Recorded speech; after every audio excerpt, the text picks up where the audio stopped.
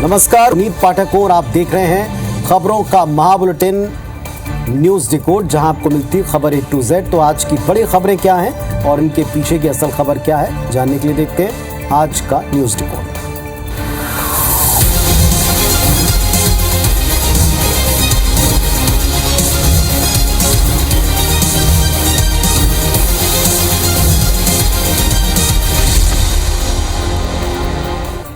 रोज की तरह आज की शुरुआत भी एक सबसे बड़ी अहम खबर की तरफ हम शुरुआत से करते हैं। जैसे आप सब देख रहे हैं कि छत्तीसगढ़ में जिस विषय के ऊपर बंद हुआ, छत्तीसगढ़ के लोगों को जिस विषय पर बड़ी हैरानी हुई, छत्तीसगढ़ के एक बड़े वर्ग को इस पूरे मामले में काफी झटके लगे और काफी आक्रोश हुआ।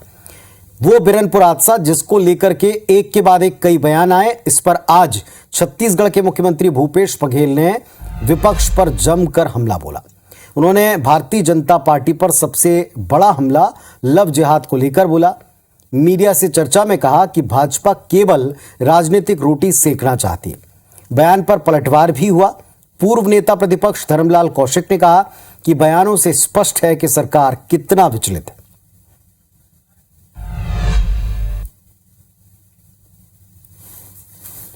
भारतीय जनता पार्टी के बड़े नेताओं की बात करें तो सबके बेटी किसके साथ शादी की है?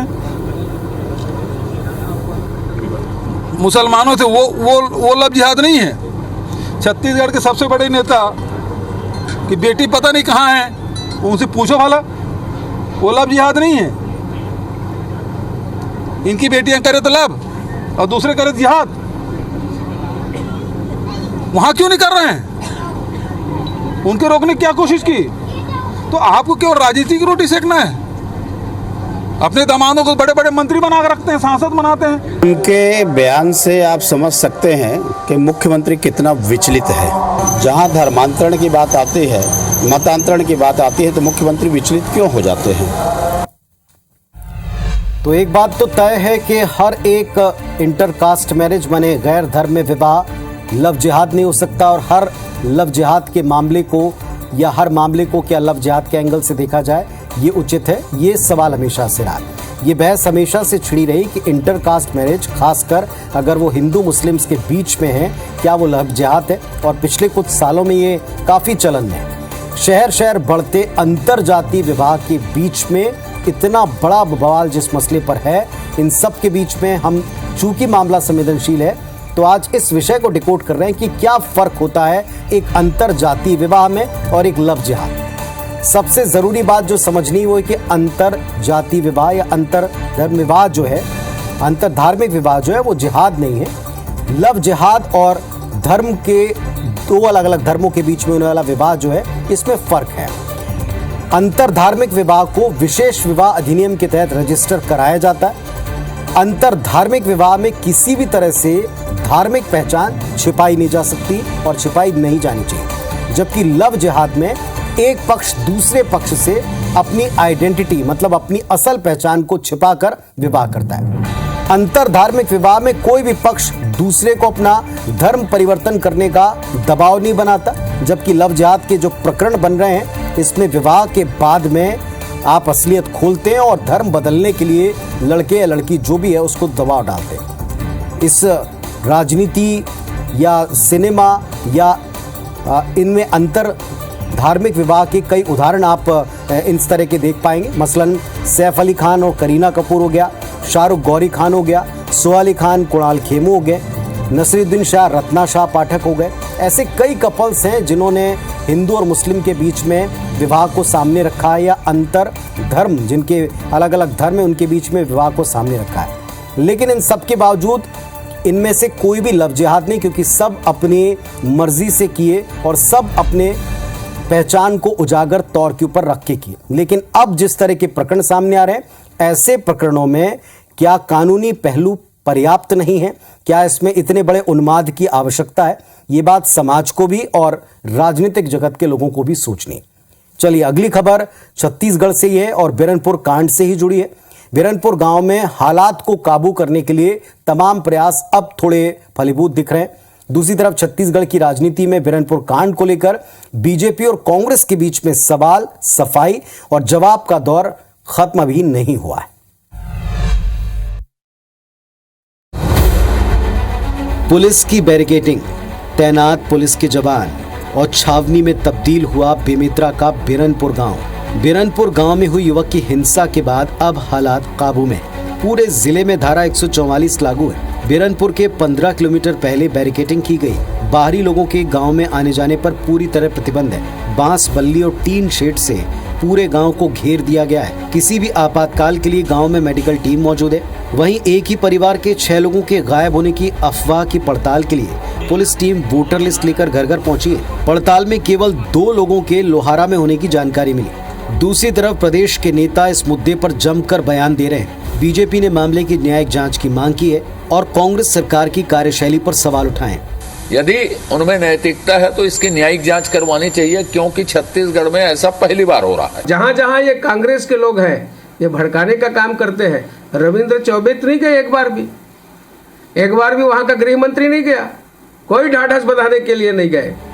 इधर कांग्रेस पार्टी का कहना है कि भारतीय जनता पार्टी के नेता वोट पाने के लिए दंगे भड़काने का काम कर रहे हैं। वो अलग अलग गए हजारों तादाद में, सैकड़ों तादाद में, और वहाँ उस घटना में आग लगी है, उसमें पेट्रोल डालने का काम किया, शांत करने का काम नहीं किया, न्याय दिलाने के लिए नहीं था। उनको तो अपना उल्लू सीधा करना था। लेकिन इसमें जांच इस बात की होनी चाहिए कि बजरंग दल, विश्व हिंदू परिषद और भारतीय जनता पार्टी के नेताओं का वहां पे किस प्रकार से रवैया रहा है। दंगे को भड़काने के लिए उन्होंने क्या क्या षड्यंत्र किया था, इन सारे पहलुओं की भी जांच होनी चाहिए। अहम बात यह कि हालात अभी नियंत्रण में है। उम्मीद है कि प्रदेश में आगे इस तरह का कोई वाकया न हो।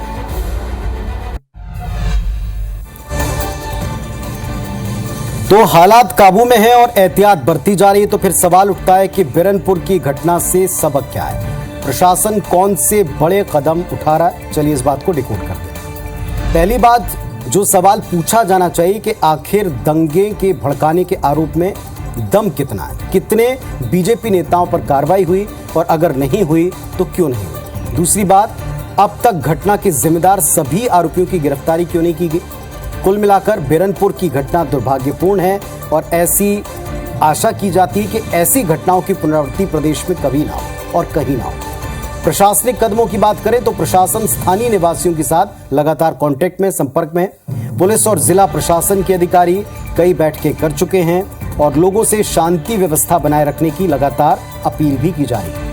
प्रशासन ने शासकीय उचित मूल्य की दुकान को खोल दिया है, जिससे लोगों को थोड़ी राहत मिल पाए। सोशल मीडिया पर प्रशासन की कड़ी नजर है और इसको कहा भी गया है सोशल मीडिया पर अफवाह फैलाने वालों पर कार्रवाई होगी, ये साफ तौर पर कहा है। वीडियो फुटेज के आधार पर पुलिस उपद्रवियों की पहचान कर रही है और इसके अलावा हम आपको पहले बता चुके हैं कि बेमेतरा जिले में धारा 144 लागू है और बिरनपुर में बाहरी व्यक्तियों के प्रवेश पर रोक लगा दी गई। कुल मिलाकर प्रशासन चौकस और चुस्त है। अब एक काम हमें भी करना है कि किसी भी तरीके से या किसी भी ऐसे व्यवहार या जानकारी जिससे समाज को नुकसान पहुंच सकता है, आप उससे आगे फॉरवर्ड करने से पहले, उस सूचना को वेरीफाई करने से पहले इसे बढ़ाने से बचें, उस पर यकीन करके दूसरों को यकीन दिलाने से बचें।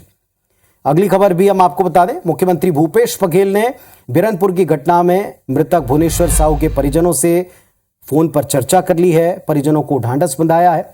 मुख्यमंत्री ने मृतक के परिजनों से कहा कि हम दुख के इस क्षण में आपके साथ हैं, सरकार आपके साथ है, आपके परिवार को न्याय मिले ये उम्मीद करते हैं। दोषियों पर कार्रवाई होगी ये बात तय है। इस घटना में मृतक भुवनेश्वर साहू के पिता ईश्वर साहू ने मुख्यमंत्री का आभार व्यक्त किया, कहा कि जो संकट के समय पहल की गई उसके लिए हम आभार व्यक्त करते हैं। इसके पहले मुख्यमंत्री ने बिरनपुर की घटना में मृतक के परिवार को 10 लाख रुपए और एक सदस्य को शासकीय नौकरी दिए जाने का ऐलान भी किया।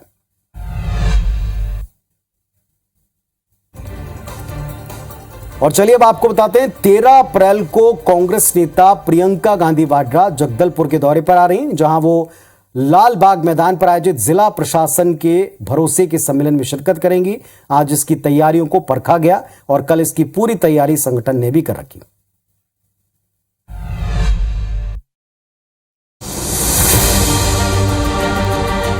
ये जगदलपुर का लाल बाग मैदान है, जहां 13 अप्रैल को होने वाले भरोसे के सम्मेलन की तैयारी जारी है। इस सम्मेलन में प्रियंका गांधी वाड्रा भी शामिल होंगी। सम्मेलन में बस्तर संभाग के सभी जिलों की विकास प्रदर्शनी लगेगी। एक अनुमान के मुताबिक सम्मेलन में 1 लाख लोग शामिल होंगे। वहीं दूसरी तरफ प्रियंका के दौरे को लेकर बीजेपी सवाल उठा रही है, साथ ही प्रियंका से सवाल भी पूछ रही है। प्रियंका जी के आने से परिवर्तन होगा तो मन बहलाने के लिए गालिब ख्याल अच्छे हैं कि कांग्रेस महाधिवेशन के समय आपके सचिव पर आपकी ही पार्टी की नेत्री ने अर्चना गौतम ने जो आरोप लगाए, आप उस पर क्या कहेंगी? क्या आप उसके साथ न्याय करेंगी? दूसरी तरफ बीजेपी के ऐतराज को कांग्रेस सिरे से खारिज करती है। प्रियंका जी हमारी राष्ट्रीय नेत्री हैं और हर जगह वो जा रही हैं, सब जगह उनकी डिमांड है, उनको सुनना चाहते हैं, उसे मिलना चाहते हैं। के आदय चंदाकर आजकल उनकी बातें कोई भी गंभीरता से नहीं लेता है। दरअसल उनके अंदर में ज्ञान का अजीर्ण चल रहा है। कुल मिलाकर प्रियंका का ये दौरा महत्वपूर्ण है और इसे यादगार बनाए रखने के लिए प्रशासन कोई कोर कसर नहीं छोड़ रहा।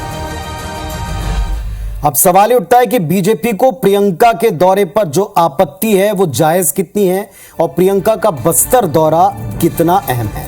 आज हम इसे डिकोड कर रहे हैं। पहली बात, सम्मेलन सरकारी खर्चे पर हो रहा है और प्रियंका गांधी इसमें शामिल होने आ रही, लेकिन ऐसा होने में कोई नियम कानून का बाधा या अड़चन नहीं। सवाल यहां इसलिए उठाए जा रहे हैं क्योंकि प्रियंका गांधी किसी भी संवैधानिक पद पर नहीं है। वो सिर्फ कांग्रेस की एक नेत्री है और कार्यक्रम सरकारी है, इसीलिए इस पर आपत्तियां उठाई जा रही हैं। लेकिन यहां यह भी याद रखना पड़ेगा कि छत्तीसगढ़ में कांग्रेस की सरकार है और कांग्रेस सरकार का यह विशेष अधिकार है, वो जिसे चाहे अतिथि के तौर पर उन्हें सम्मेलन में आमंत्रित कर सकती है। अब बात मिशन बस्तर की, तो दोनों दलों के लिए इस वक्त बस्तर सबसे बड़े फोकस में है। बीजेपी प्रियंका के बस्तर दौरे पर सवाल उठा रही है और ठीक वैसे ही कर रही है जैसे कांग्रेस ने शाह के बस्तर दौरे पर किया था।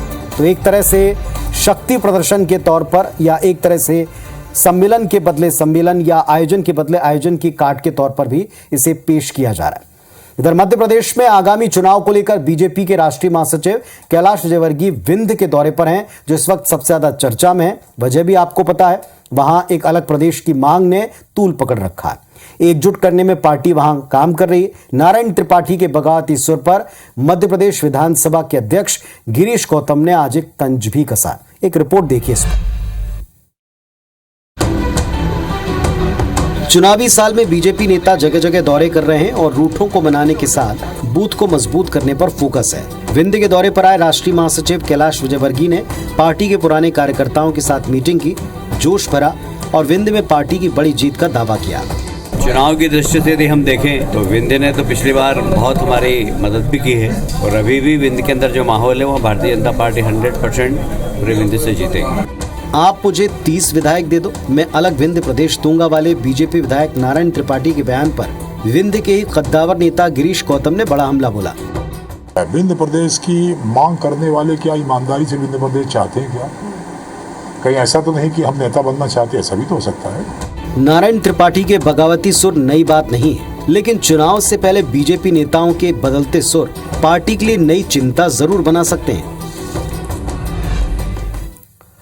अब यहां सवाल ये उठता है कि आखिर बीजेपी विधायक नारायण त्रिपाठी अपनी ही पार्टी को असहज क्यों कर रहे हैं और पहली बार नहीं कर रहे हैं, बात तो सबको पता है। इसके पीछे की वजह क्या है, इसको हम आज समझने डिकोड करते हैं। अलग विंध्य प्रदेश की मांग बेहद पुरानी है, कई बार उठ चुकी है।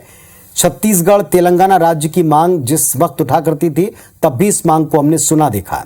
स्थानीयता, बोली, संस्कृति के लिहाज से विंध्य प्रदेश का मुद्दा मध्य प्रदेश की 30 सीटों पर बेहद संवेदनशील बन पड़ सकता है। नारायण त्रिपाठी इस बात को अच्छी तरह से समझते हैं, जानते हैं। नारायण त्रिपाठी अलग विंध्य प्रदेश की मांग को उठाकर खुद की प्रासंगिकता को सिद्ध भी करना चाहते हैं। नारायण त्रिपाठी शायद इस मुहिम के माध्यम से अपनी पार्टी के कुछ बार्गेनिंग करने के जो उनके मकसद है उसको पूरा करवाना चाहते हैं।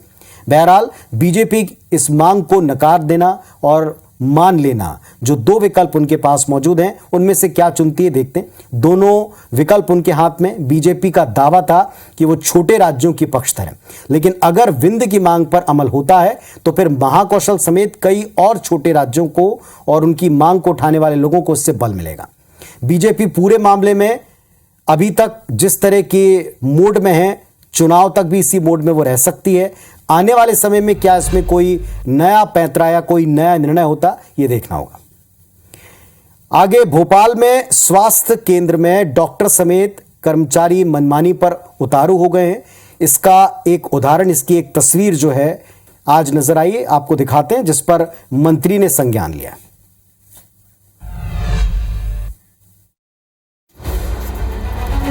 भोपाल में चिकित्सा शिक्षा मंत्री विश्वास सारंग उस समय भड़क गए जब वो अपने विधानसभा क्षेत्र में औचक निरीक्षण पर पहुंचे। दरअसल शहर में स्वास्थ्य सुविधाओं की क्या हाल है, ये जानने के लिए चिकित्सा शिक्षा मंत्री विश्वास सारंग नरेला प्राथमिक स्वास्थ्य केंद्र का जायजा लेने पहुंचे। स्वास्थ्य केंद्र में करीब 11 बजे मंत्री महोदय पहुँच गए, लेकिन डॉक्टर और स्टाफ गायब था। कर्मचारियों की मनमानी पर सारंग नाराज हुए और CMHO को कार्रवाई के निर्देश दे दिए। लैब में भी केवल 5 की जगह 1 आदमी है, तो लैब वाले को भी जिसका आउटसोर्स है उसको भी नोटिस दो, ठीक है ना, ऐसे नहीं चलेगा। ठीक है, बिल्कुल। ये डॉक्टर ये, और मैं ये मानता हूँ कि ये गलती तो आपकी है। वैसे अस्पताल में डॉक्टर और स्टाफ के पहुंचने का समय सुबह 9 बजे का तय है। अक्सर स्वास्थ्य केंद्र के स्टाफ को लेकर शिकायतें यही होती हैं कि वो वक्त पर नहीं आते और अपनी जगह पर नहीं मिलते। निरीक्षण के दौरान यही बात सारंग ने भी पाई। हालांकि देखना होगा कि मंत्री की फटकार का स्वास्थ्य अमले पर क्या और कब तक असर होता है। तो जो बातें आप और हम अक्सर महसूस करते हैं, उन चीजों को आज मंत्री महोदय ने खुद देख लिया। ऐसा नहीं कि उनको पता नहीं होगा, पता उनको भी है। खुद मंत्री महोदय ने आज जब ये देखा तो उनका भी सब्र का बांध टूट गया। अब सवाल उठता है कि इस खबर के मायने क्या हैं। कहते हैं कि चावल पका है कि नहीं पका है, ये जानने के लिए आपको पूरी हांडी टटोलने की जरूरत नहीं। एक चावल से आप अंदाजा लगा सकते हैं। चावल के कुछ दानों को आप निकालकर पूरी हांडी, उसके अंदर की हकीकत या परिस्थिति क्या, उसका खुलासा कर सकते हैं। नरेला के स्वास्थ्य केंद्र ने मध्य प्रदेश के तमाम स्वास्थ्य सेक्टर की सेवाओं की और उनके दावों की पोल खोली। जब भोपाल से लगे क्षेत्र में डॉक्टर और बाकी का स्वास्थ्य का जो स्टाफ है वो इस तरह मनमानी करे और रोज की बात हो, तो फिर आप सुदूर इलाकों का क्या हाल होगा, ये बात अच्छी तरह समझ सकते हैं। वैसे सरकार को ये पहल जो आज की गई, ये लगातार करनी चाहिए। जो इंस्पेक्शन आज हुआ, संभवतः लगातार होनी चाहिए। सरकार को सभी सरकारी दफ्तर में बायोमेट्रिक अटेंडेंस का प्रबंध करना चाहिए। लेकिन एक बात फैक्ट है कि जब कभी मेडिकल सेक्टर में ये चीज़ें सरकारी जगहों पर लागू की गई तो इसके भी तोड़ ढूंढे गए। प्राइवेट सेक्टर में वैसी व्यवस्था लागू है और सुचारू है। इससे होगा ये, सरकारी कर्मचारी वक्त पर दफ्तर पहुंचेंगे, अपनी जगहों पर रहेंगे। इनकी व्यवस्थाएं आज की तारीख में जो प्राइवेट सेक्टर कर रहा है वो संभवतः यहाँ भी लागू होनी चाहिए, ताकि लोगों को वक्त पर ये सेवाएं मिल पाएं। और एक बात ये भूलना नहीं चाहिए कि इन अस्पतालों में या स्वास्थ्य केंद्रों में कोई नॉर्मल कामों के लिए नहीं, बल्कि कई दफ़ा बड़ी इमरजेंसी की स्थिति में पहुँचता है, और वहाँ ना मिले लोग तो फिर आप सोचें क्या होगा। खबर पड़ोसी मुल्क म्यांमार से, जहां सेना अपने ही नागरिकों पर हवाई हमले कर रही है। क्यों ऐसा हो रहा है और क्या इसके पीछे वजह है, देखिए जरा।